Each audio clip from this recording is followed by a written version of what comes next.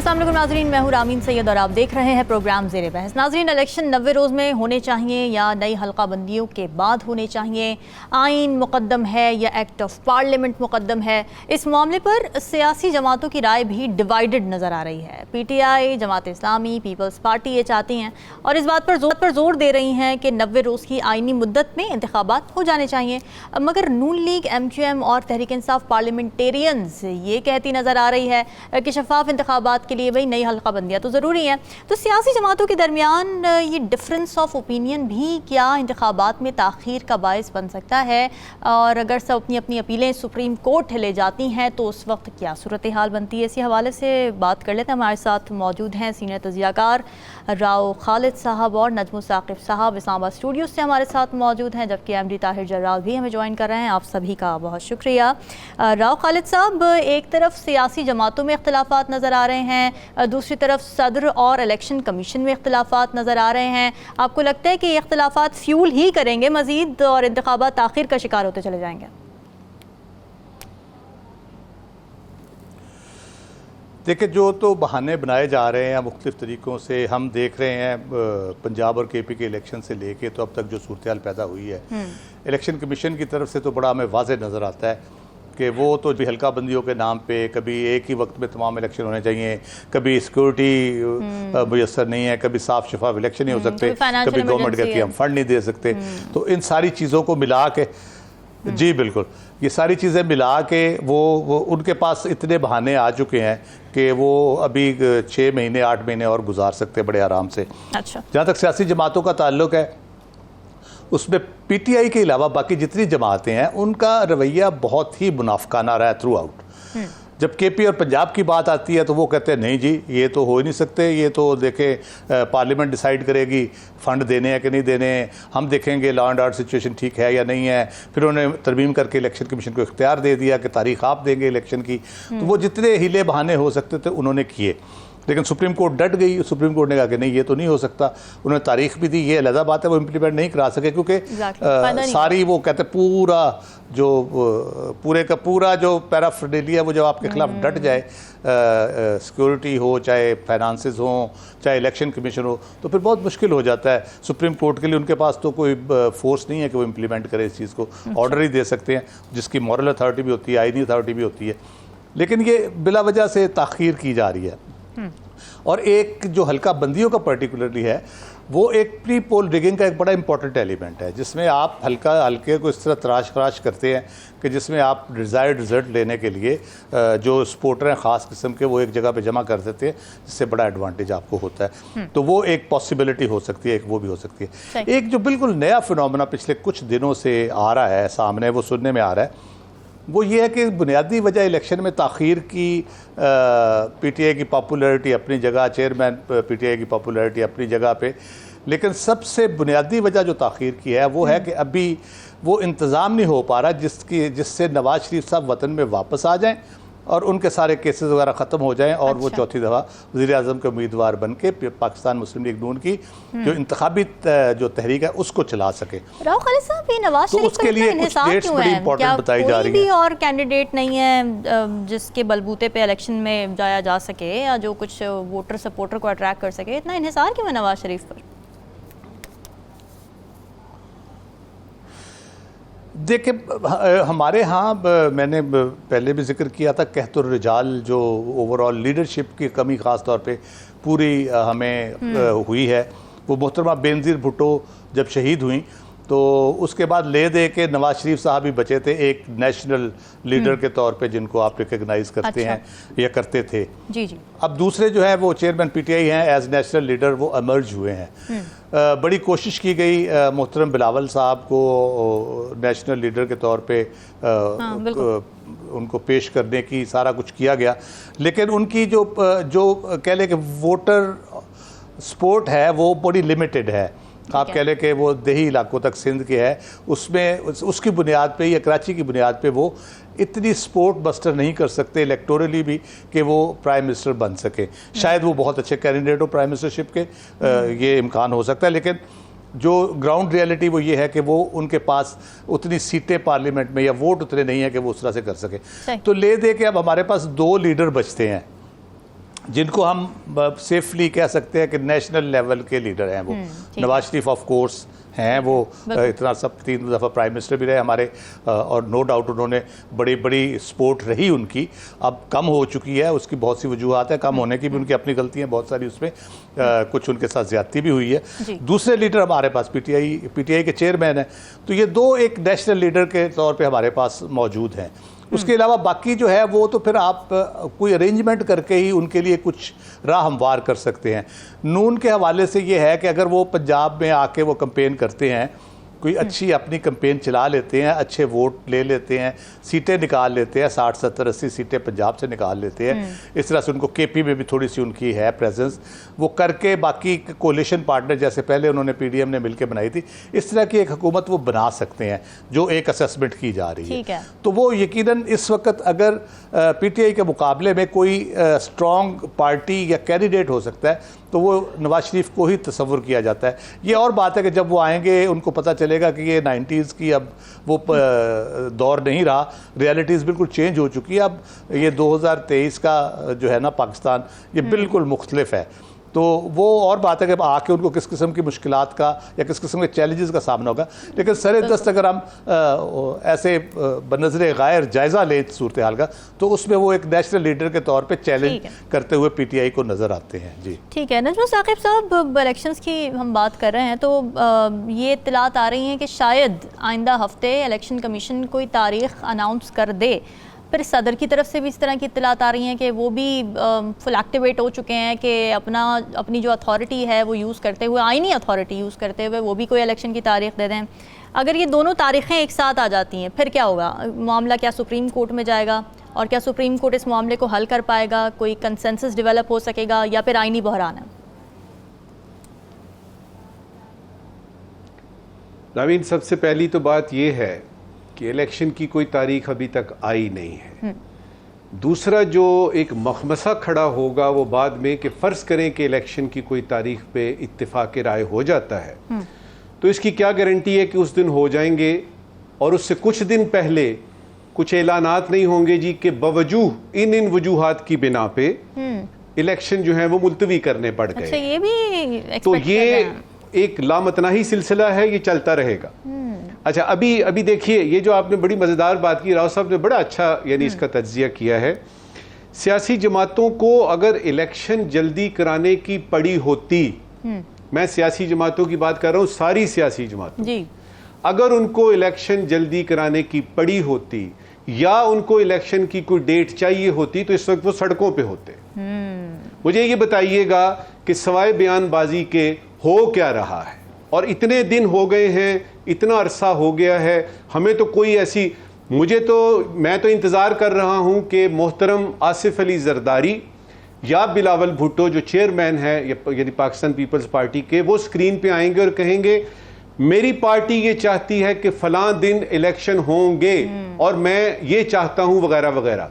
बयान ही मुझे इंतज़ार है मोहतरम नवाज शरीफ साहब का कि वो स्क्रीन पे आएंगे और बजाय इसके कि उनके बारे में बात हो कि वो कब आ रहे हैं और कब नहीं आ रहे, वो कहें जी मुल्क में इलेक्शन होने हैं और मेरे ख्याल में ये डेट होनी चाहिए। बिल्कुल। इसके साथ आप बाकी पार्टियों को भी देख लीजिए, मौलाना फजलुर रहमान कहाँ पे हैं?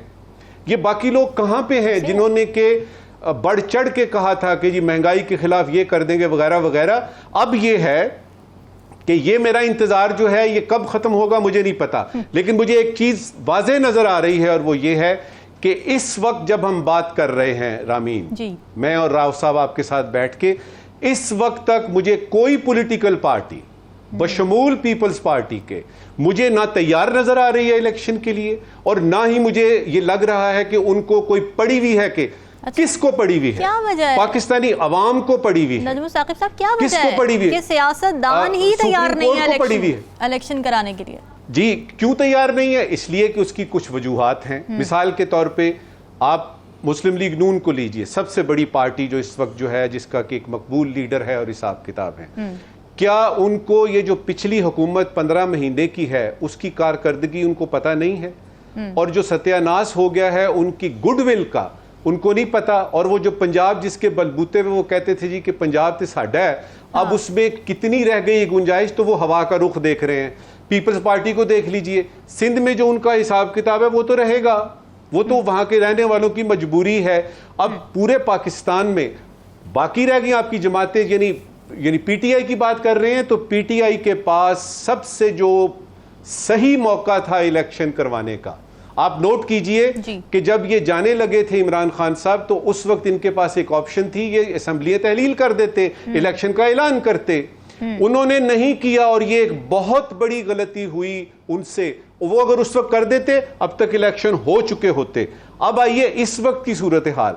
इस वक्त जो है उनको कुछ पता नहीं है, क्योंकि 9 मई हो चुका है। 9 मई के बाद की सूरत हाल, वो जिस तरह पहले कहते थे ना, फॉरेस्ट गंप से पहले और फॉरेस्ट गंप के बाद, 9/11 से पहले और 9/11 के बाद, राव साहब ने बिल्कुल ठीक कहा है।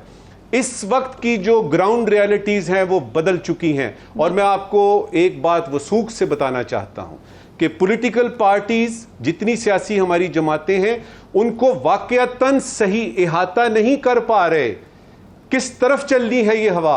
हाँ, जिन्होंने आना था और उन्होंने आके इलेक्शन कराने थे, डेट लेनी थी, वो हैं केयर टेकर्स। तो उनको तो शायद ये कहा गया है कि जितनी देर मर्जी रहें आप। उन्होंने आते ही कह दिया इलेक्शन की बात हमसे मत कीजिए, इलेक्शन कमीशन ऑफ पाकिस्तान कराएगा। ओ बाबा, आपका तो काम ही सिर्फ एक है, आपने इलेक्शन करवाने हैं, fair and free according to the constitution of Pakistan. अब ये मैंडेट आपका है, आप इसके लिए कोई कोशिश नहीं कर रहे। और वो बाकी बातें जो हैं, जितनी मतलब बिजली के बिल, ये वो सारा कुछ, ये दाएं बाएं करके, भाई आप इलेक्शन की बात कीजिए। इलेक्शन कमीशन से आपने, मुझे अच्छा लगेगा काकड़ साहब जो हैं वो ये बुलाएंगे इलेक्शन कमिश्नर को और उनसे कहेंगे कि बाबा, ये हल्का बंदियां को पहली दफा इलेक्शन करा रहे हो, ये क्या हो रहा है, इलेक्शन की डेट क्यों नहीं दे रहे? तो there is something more than meet the eye. और वो मैंने जो बात यानी आपसे कल भी की थी कि पीछे क्या हो रहा है, वो सियासी जमातें भी देखना चाहती हैं। नजर सही नहीं आ रहा, नजर सही नहीं आ रहा। नजर जो आ रहा है वो ये है कि अवाम की हालत बुरी हो रही है। और एक और बात आपको फॉरेन पॉलिसी के हवाले से मैं ये बता दूं कि दुनिया में इस वक्त जितने भी ममालिक हैं, वो सारे के सारे बशमूल अमेरिका ने तो खुल के कह दिया है कि जी इलेक्शन कराएं, डेट दें।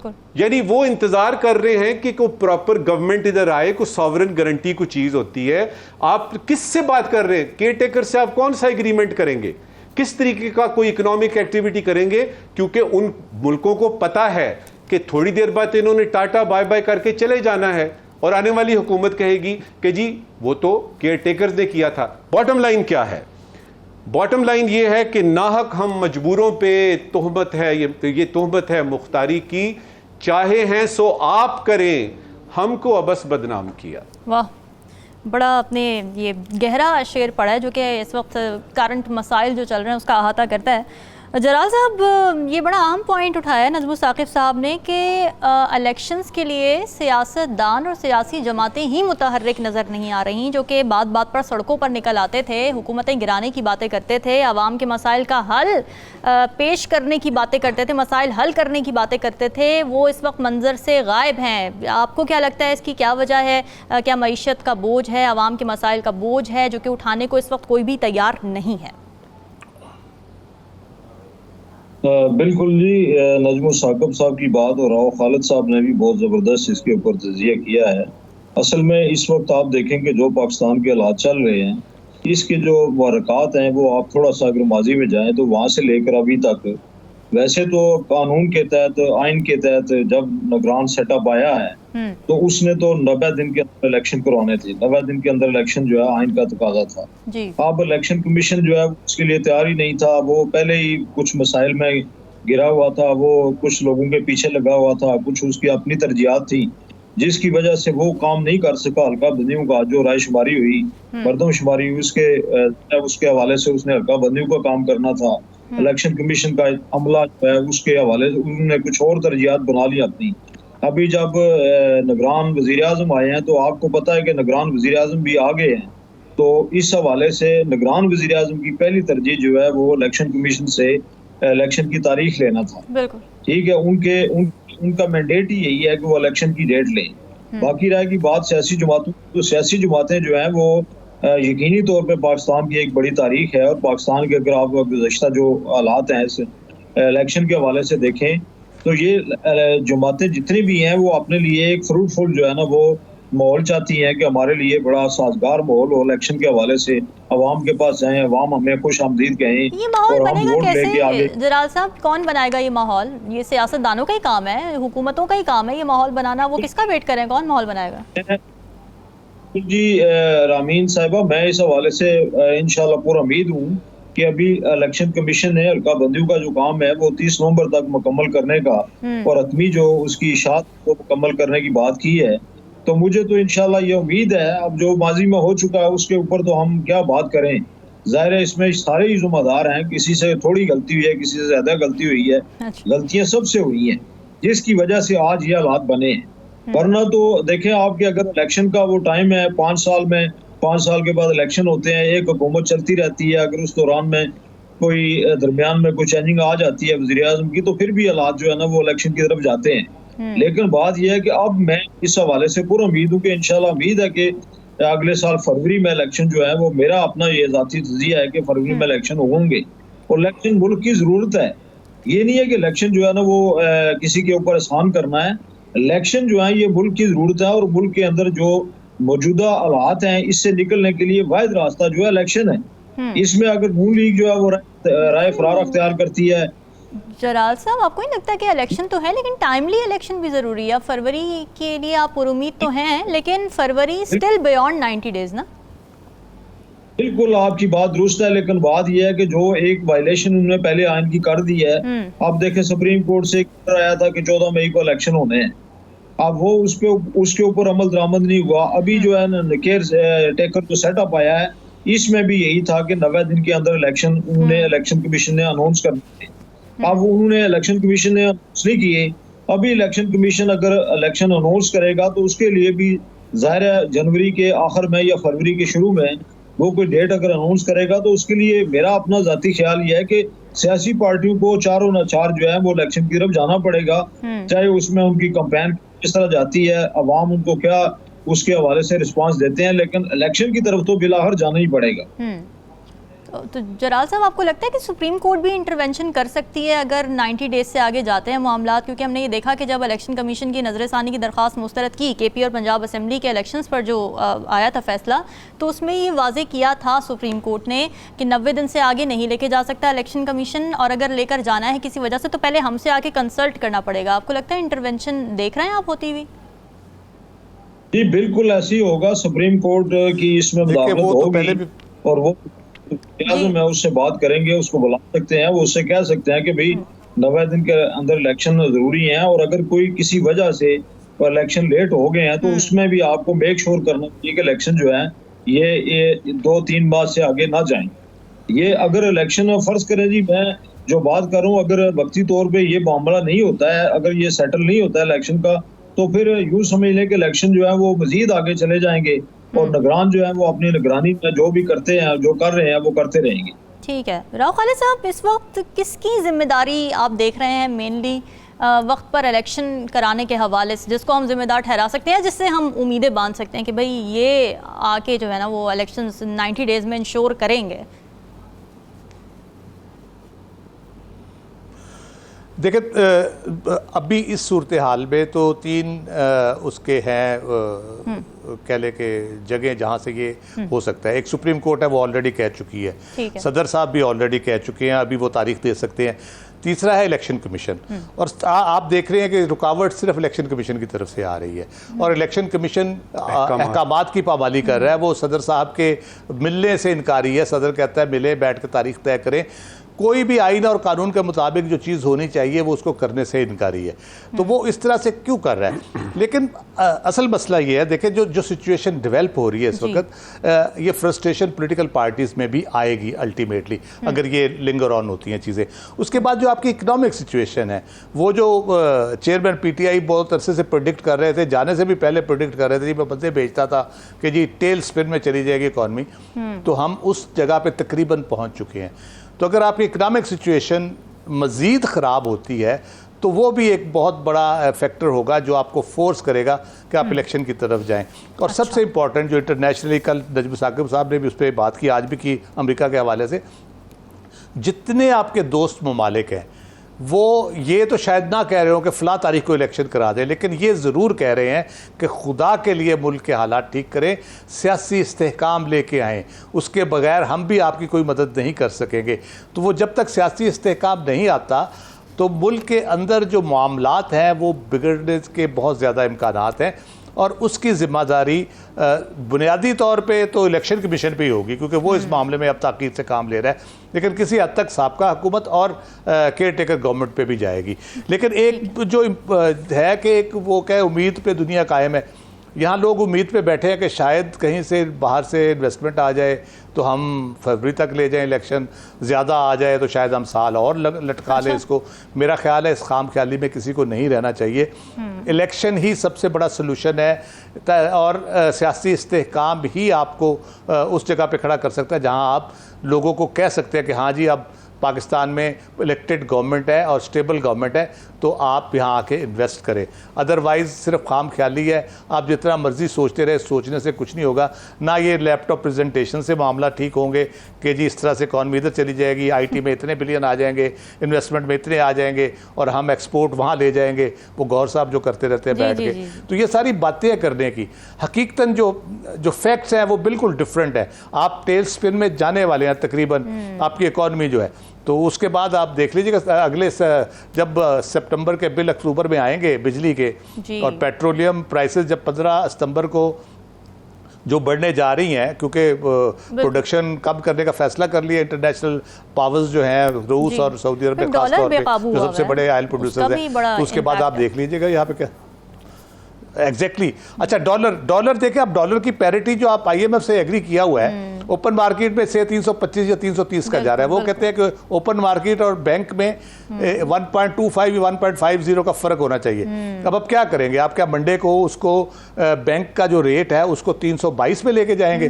तो उसके बाद आप देख लें आपके कहाँ फिर आप जब एलसीज खोलेंगे या बाकी जो काम करेंगे तो क्या यहाँ उधम मचेगा। आपने इंपोर्ट कर दिया, अभी बहुत सी चीज़ों की करनी है, चीनी भी शायद इंपोर्ट करनी है, गंदम भी इंपोर्ट करनी है, तो वो तो फिर अभी तो 200 रुपये किलो पे गया, तो फिर पता नहीं शायद 400 रुपये 500 रुपये किलो पे चला जाए आटा।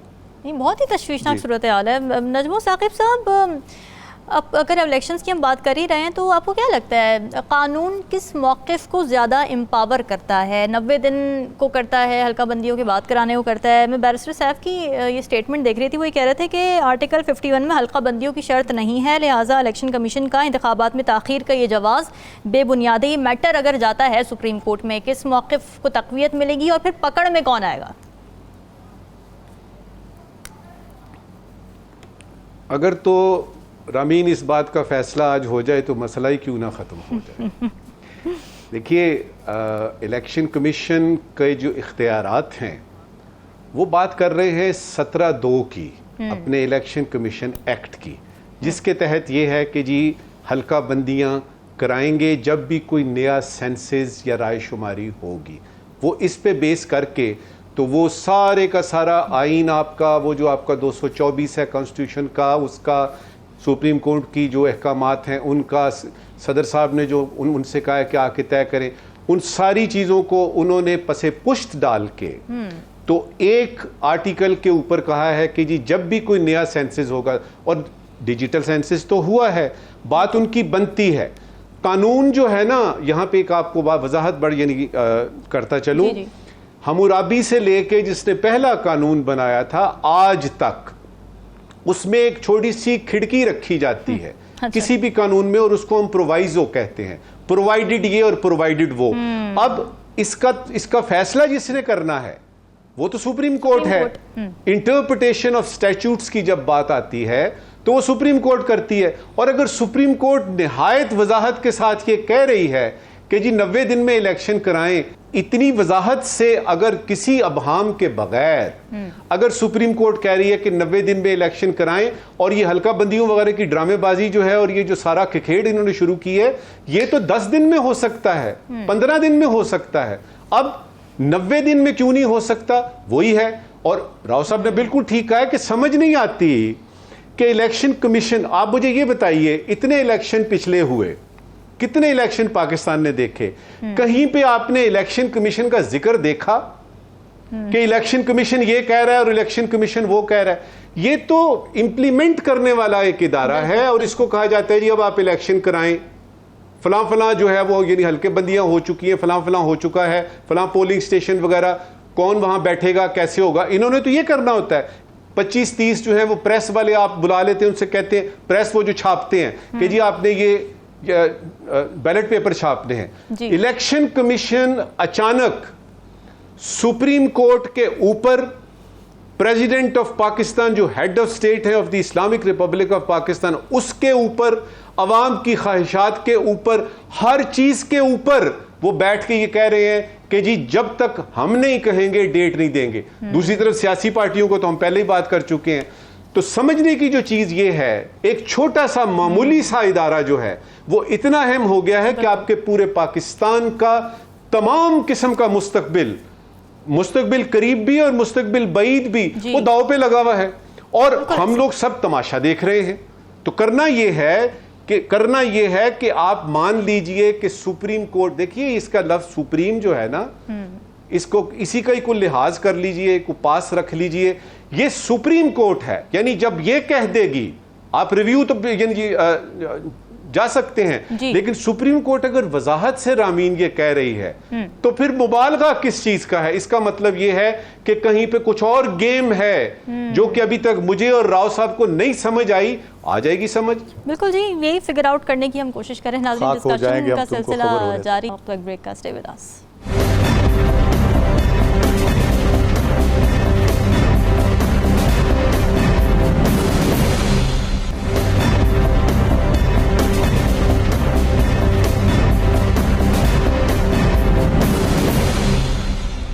वेलकम बैक नाज़रीन। पाकिस्तान के पावर सेक्टर में बहरान सबके सामने है, जिसका बोझ आजकल आवाम भारी बिजली के बिलों की सूरत में उठा रही है। अब इस हवाले से सीनियर अमरीकी ओहदेदार एलिज़ाबेथ हॉर्स्ट हैं, उनका ये कहना है कि पाकिस्तान को तवानाई के शोबे में इस्लाहात करने और काबिल तजदीद तवानाई के ज़राए का इंतखाब करने की ज़रूरत है।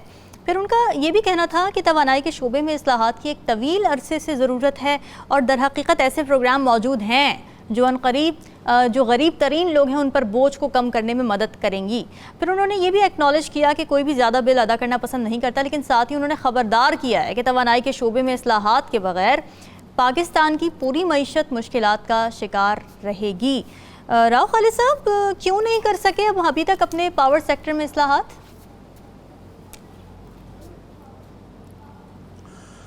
देखिए, कोई इतना मुश्किल काम तो है नहीं, लेकिन मसला ये है कि हमारे यहाँ कुछ भी आप कर लें। अभी हम जो डिस्कस कर रहे थे, आइन और कानून में हर चीज़ मौजूद है, कोई इस्लाहात की ज़रूरत नहीं है, लेकिन कोई मानने को तैयार ही नहीं है। मसला तो ये है बुनियादी तौर पे हमारे यहाँ इम्प्लीमेंटेशन का हमेशा से इशू रहा है। पॉलिसी भी मौजूद, पॉलिसी बनाने से लेकर अमल दरामद कराने तक ये ऐसे मराहिल हैं जिसको हमने ना कभी सीरियसली लिया है। बना भी लें तो उसमें अमल दरामद नहीं करते। 1994 में हमने ये डोल डाला था इसका IPPs का, उसके बाद आप सूरत हाल देख लें। अमरीकी ख्वाहिशात अपनी जगह पे बड़े अच्छे अच्छे मशवरे वो देते हैं, लेकिन अगर हम उसको कर भी लेते हैं, गरीब आदमी के लिए रिन्यूएबल एनर्जी हम ले आते हैं, हम एनर्जी मिक्स बेहतर कर लेते हैं, हमारे हाइडल पावर में कंट्रीब्यूशन होने जा रहा है। बहुत से डैम बन रहे हैं, बादशाह dam, Dasu dam, Mohammad dam, बहुत सी बिजली आपकी 10-12 हज़ार मेगावाट नई आपकी सिस्टम में आएगी वहाँ से। वो एनर्जी मिक्स ठीक भी हो जाए तो वो कैपेसिटी चार्जेस कहाँ जाएंगे? जो आपने ऑलरेडी 15-20 हज़ार मेगावाट जो है जिसकी आपने कैपेसिटी पेमेंट करनी है अगले 10-15-20 साल, जो भी है उसको करनी है आपने, वो कहाँ जाएंगे? अब तो जो हमने वो रिन्यूएबल एनर्जी जो लोगों ने सोलर पैनल लगा के हासिल की थी, वो भी चीखे मार रहे हैं। उनको भी ऐसे ऐसे बिल आ रहे हैं कि वो कहते हैं जी इससे बेहतर था हम जो 15-20 लाख हमने सोलर पे लगाया वो बिजली के बिलों में पे करते रहते, शायद हमारे 10-12 साल सुकून से गुजर जाते। तो बुनियादी तौर पर मसला ये असल में जो एक जो है ना मुल्क के हवाले से और कौम के हवाले से जो सोचना है वो सोच ही नापैद हो चुकी है। यहाँ पे इंडिविजुअल या इंस्टीट्यूशनल जो एक सोच है वो तो ज़रूर मौजूद है और उसमें नेक नियति भी होगी, यकीनन होगी, लेकिन एक नेशनल जो अप्रोच जो है जो रखना हो उसके लिए कि किस तरह से मामलात पूरे मुल्क के लिए बेहतर हो सकते हैं, आज से 5 साल बाद, 10 साल बाद, अगले 20 साल हमने क्या करना है, वो बिल्कुल ही ख़त्म है। डेली बेसिस पे हम सोचते हैं और बड़ा अच्छा सोचते हैं और हमें पता चलता है दूसरे दिन के नहीं वो कल हमने गलत सोचा था, तो आज हम फिर नए सिरे से सोचते हैं। तो ये हम वो जो बच्चे नहीं बैठे होते साहिल पे रेत के घरोंदे बनाते हैं, फिर गिरा देते हैं या उनके ऊपर से गुजर जाता है, कोई दूसरा बच्चा शरारत कर देता है, तो वो उस किस्म की हम खेल का शिकार हो चुके हैं बुनियादी तौर पर। दुनिया भर का तजर्बा हमारे सामने मौजूद है। बांग्लादेश में भी ये लगे हैं, इंडिया में लगे थे। इंडिया में एक बड़ा क्लासिकल केस है एनरॉन का, जिन्होंने महाराष्ट्र में लगाया था जी। उसमें कुछ चीज़ें ऐसी थी जो उनको कह ले कि वारा नहीं खाती थी स्टेट को या उनको एतराज़ात थे कोई उन चीज़ों पे। वहाँ पे जो लोकल लोग थे, मकामी लोग थे, जो NGO थी, सब ने मिल के उसके ऊपर एनवायरनमेंट के ऊपर भी और उसके एक्सेसिव जो चार्जेस पड़ रहे थे उसके ऊपर पूरा शोर बचाया। स्टेट ने सपोर्ट किया, स्टेट के कंसल्टेंट्स ने कहा कि जो ये बिजली हमें दे रहे हैं वो एक्सेस में है, हमें कैपेसिटी चार्जेस इसके देना पड़ेंगे, तो ये बहुत महंगी हमें पड़ेगी, हमें ये वारा नहीं खाता। अल्टीमेटली उनको रीनिगोशिएट करना पड़ा वो सारे मामला। तो वो अलग बात है कि एनरॉन बैंकरप्ट हो गई अमेरिका में, उसके मामला ऐसे हो गए, स्कैंडलाइज हो गया, तो वो सारा वो फारिग हो गए।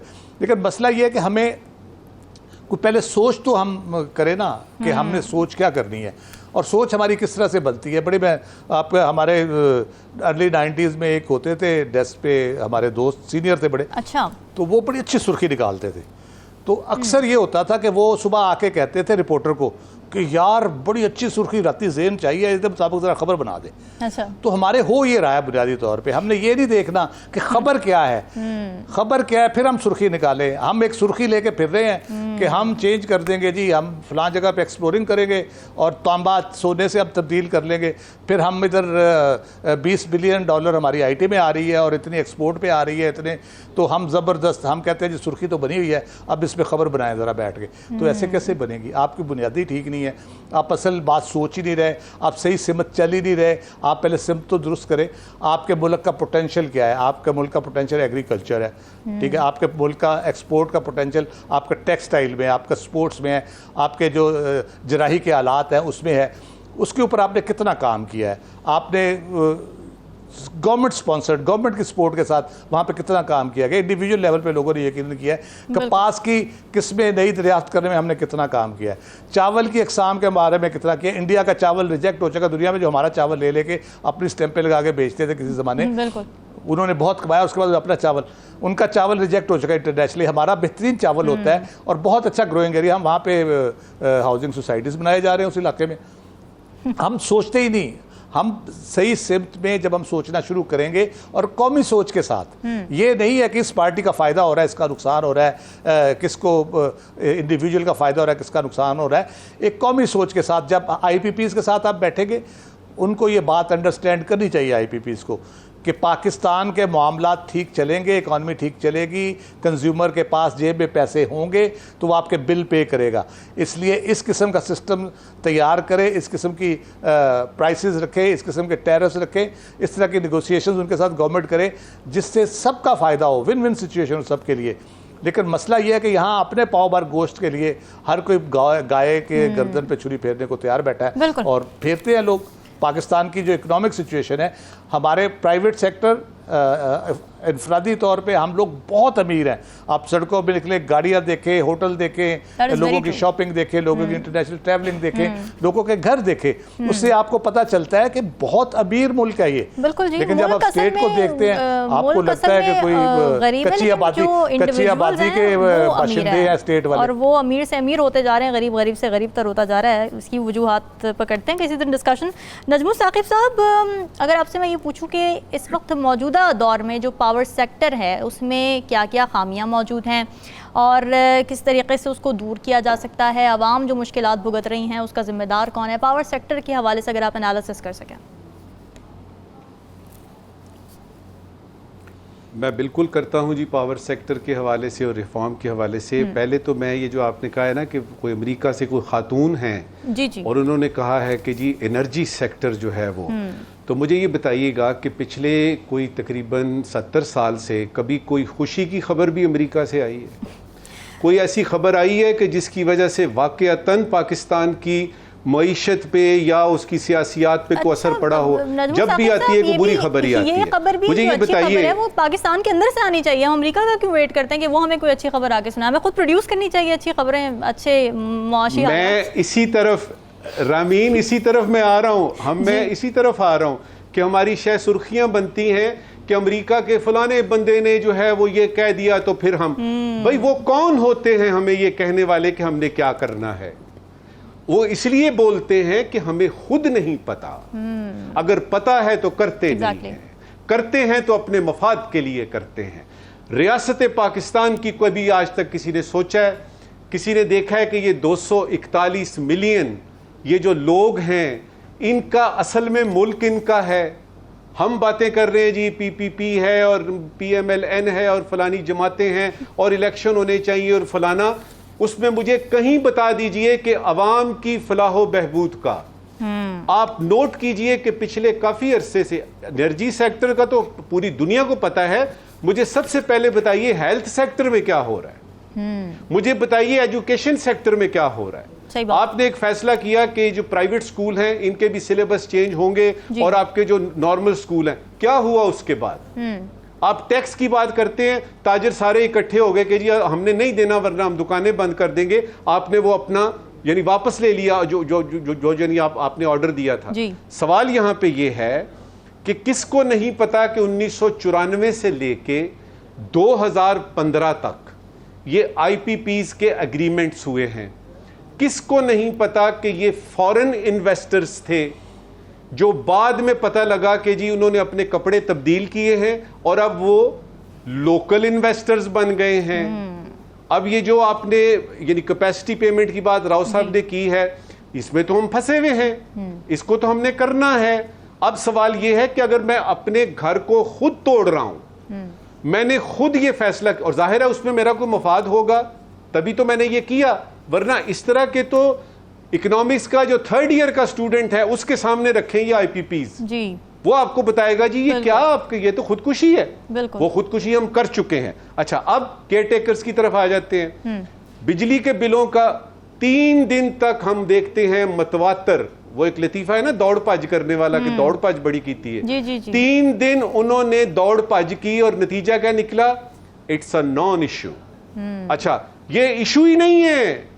आईएमएफ की बात, आईएमएफ पे वो कहते हैं जी कि ये जो है ये इलेक्टेड गवर्नमेंट आके करेगी, एज इफ के जो पिछले एग्रीमेंट्स हुए थे आईपीपीज के साथ या आईएमएफ के साथ, क्या वो इलेक्टेड गवर्नमेंट्स नहीं थी? ये ब्लेम गेम चलती रहेगी। फ्रेंच रेवोल्यूशन में बादशाह सलामत ने देखा कि महल के आगे बहुत सारे लोग खड़े हैं और वो शोरो गोगा कर रहे हैं और उन्होंने वावेला मचाया हुआ है। तो एक शहजादी ने पूछा कि ये क्या हो रहा है? उन्होंने कहा जी कि बाहर लोग हैं, वो कहते हैं कि ब्रेड नहीं है हमारे पास, रोटी नहीं है। तो शहजादी कहती है ये लोग केक क्यों नहीं खा लेते? हमारा मसला ये है कि हम ऊपर बैठ के हमें पता ही नहीं है सही बात कि किन किन घरों में एक वक्त का खाना बनाना भी मुश्किल हो चुका है और हम बातें कर रहे हैं, तकरीरें कर रहे हैं। यकीन कर लीजिए रामीन, अगर तकरीरों से कश्मीर जीतना होता ना तो नजमू साकिब से अच्छी तकरीर यूनाइटेड नेशन में आज तक किसी ने की नहीं है। तकरीरों से नहीं होता। सही बात है। ये आपने अमल से करना, अमल से जिंदगी भी बनती है। अच्छा, अब आते हैं बॉटम लाइन पे, इस पे रिफॉर्म्स की बात है। रिफॉर्म्स तो एग्रीकल्चर में भी चाहिए हमें। रिफॉर्म्स हमें किस शोबे में नहीं चाहिए? और ये जो उधर से खबर आपने अमेरिका की बताई है ना कि उन्होंने कहा है कि जी एनर्जी में रिफॉर्म्स करें, उसके पीछे मैं आपको बताता हूं राज क्या है। अच्छा, क्या? वहां की कुछ कंपनियां चाहती हैं कि यहां पे आके काम करें। अच्छा, वो तो बिजनेस का देखते हैं, उनको पाकिस्तान की पड़ी हुई है। इधर 20 साल आप अफगानिस्तान में रह के आपने जो है वो इस पूरे इलाके का सत्यानाश मार दिया। आप चले गए, उसके बाद जब रूस आया था उस वक्त भी वापस चले गए। सारे कुछ जो है वो तमाम दहशतगर्द हमारे यानी पल्ले डाल के, हमारी आपको फिक्र नहीं है, आपको अपने बिजनेस की फिक्र है। और दूसरी फिक्र आपको यह है कि चूंकि आपका जो स्टेटस है सुपर पावर का वो इस वक्त थ्रेटेंड है, चाहे वो ब्रिक्स हो, चाहे वो चाइना की राइज हो, चाहे कुछ भी हो, आपने चौधरी बनना है। तो मुझे तो अपने पाकिस्तान का देखना है और पाकिस्तान के लिए सबसे पहले आपने इलेक्शन कराएं, एक हुकूमत आए और वो चीजों को जो बचे हैं संग समेट लो। वो इस वक्त समेटे और देखे कि मुस्तकबिल करीब में कौन कौन से रिलीफ दिए जा सकते इस अवाम को जिसके आहनी है वो जकड़े हुए, यकीन कीजिए। और इस वक्त जो आलम आ रहा है आने वाला, उसकी तरफ भी इशारा यानी बहुत सारे लोगों ने करा दिया है। बिल्कुल ऐसे ही है, और खामोशी के बाद कहीं तूफ़ान नज़र उठा रहा हो। जलाल साहब ज़्यादा दूर ना जाएं, अपने हमसाय ममालिक को देख लें कि वहाँ पर एनर्जी सेक्टर की क्या सूरत हाल है और यहाँ पर क्या हाल है। आपको क्या लगता है मसला कॉम्पिटेंस का है या फिर विल ही नहीं थी कभी किसी हुक्मरान की? मैं यहाँ पे एक आपको शेर सुनाना चाहता हूँ कि महल के बाहर एक शोर है क़यामत का, महल के बाहर एक शोर है क़यामत का, सुना है मेरे शहर को ऊंचा सुनाई देता है। बात यह है कि हमारे मुल्क में उस वक्त तक हालात ठीक नहीं होते, चाहे तवानाई का सेक्टर हो, चाहे माशी सूरत हाल हो, चाहे सियासी सूरत हाल हो, जब तक ये माज़राई का तूफान जो है ये मुल्क से नहीं रुकेगा तो उस वक्त तक मैं समझता हूँ कि तवानाई के बहरान की मैं आपको बात बताऊँ कि हम आज़ाद कश्मीर से 4000 से ज़्यादा मेगावाट जो है बिजली यहाँ से पैदा होके जाती है नेशनल ग्रिड में, और हमारी आज़ाद कश्मीर की ज़रूरत जो है वो सिर्फ जो है ना 400 मेगावाट। अच्छी बात तो ये है कि वो मैंने शेर में इस तरफ इशारा किया है कि जब अमीर शहर उसका काम है कि लोगों की दाद रसी करना, लोगों की बात सुनना, लोगों की दिलजोई करना कि हम लोग जो है वो करेंगे आपके लिए। अभी पिछले दिनों की बात है कि जब हमारे वज़ीर-ए-आज़म के सामने ये बात की तो उसने आज़ाद कश्मीर के वज़ीर-ए-आज़म ने ये कहा जी कि बहुत मुफ्त मिल सकती है लेकिन बिजली मुफ्त नहीं हो सकती। बात यह है कि कोई भी शहरी जो है वो स्टेट के खिलाफ नहीं है, और हम लोग जो है वो चाहते हैं कि मुल्क के हालात अच्छे हों, एनर्जी सेक्टर में मुल्क जो है वो आगे जाए। लेकिन उसकी वजह यह है कि जब हम सियासी तौर पर माज़ाराई के उस शिकंजे में हम जकड़ चुके हैं कि जिसमें अगर एक हुकूमत जो है वो पावर सेक्टर के ऊपर काम करती है तो दूसरी हुकूमत जो आती है तो उसके मंसूबे बंद कर देती है और फिर वो जो काम है वो उधर ही अधूरा रह जाएगा। अभी हमारे यहाँ एक बहुत बड़ा जो है वो जब मंगला डैम ऑपरेज हुआ जनाब मुशर्रफ के दौर, तो उस वक्त एक मंसूबा बना के हमने पुल बनाना है यहाँ। अभी मैं आपको बताऊं कि अलमिया तौर क्या है कि 14 अरब से ज्यादा है वो उसके ऊपर लागत आ चुकी है और 2-3 अरब विजिट लगना तो वो पुल जो है वो आवाम के लिए सहूलत बनेगा, लेकिन वो पुल अभी तक पिछले 14 साल से वो नामुकम्मल है। अब ये सूरत हाल है कि जब आप पावर सेक्टर में भी अगर कोई हुकूमत काम करती है, मियां नवाज शरीफ की गवर्नमेंट में हुआ, मियां शहबाज शरीफ ने भी कुछ 1.5 साल के अरसे में जो भी है कुछ काम किया, लेकिन अभी ये काम तसलसल तो उस वक्त बरकरार रहता है जब नई आने वाली हुकूमत जो है वो भी बिल्कुल काम करती है। बिल्कुल ऐसे ही है, पॉलिटिकल स्टेबिलिटी ज़रूरी है। अगर पॉलिटिकल स्टेबिलिटी नहीं भी है, अगर जो असर है गवर्नमेंट जो आगे आ रही है वो तसलसल कायम रखे, अपनी सियासत ना खेले, आवाम को मुश्किलात का शिकार ना करे, तो यही कुछ सूरत हाल बेहतर कर सकती है। नाज़रीन यहाँ ब्रेक लेंगे, ब्रेक के बाद वापस आते हैं।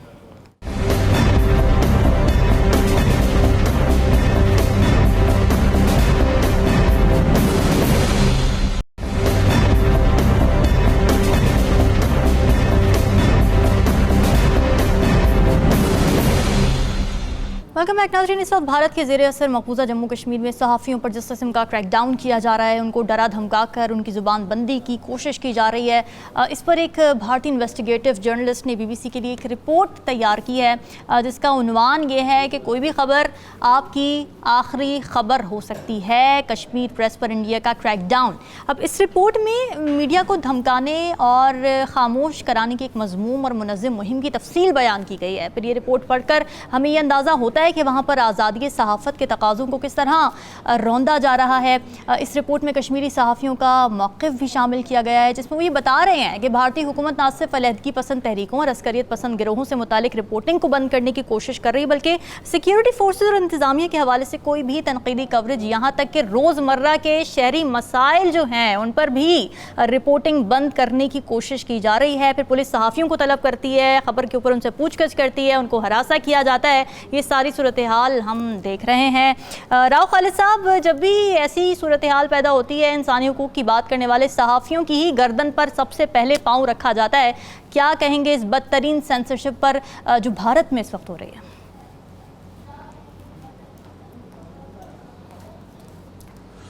देखिए, आज से तो हो नहीं रहा।